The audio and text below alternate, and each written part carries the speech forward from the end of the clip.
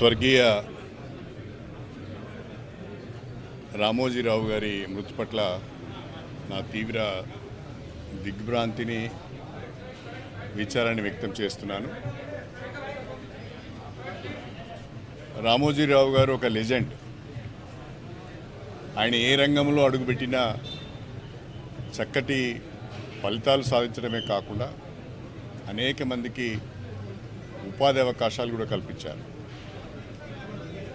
Ramoji film సిటీని స్థాపించి ప్రపంచానికి ఒక గొప్ప టూరిస్ట్ డెస్టినేషన్ను అందించిన వ్యక్తి రామోజీరావు గారు.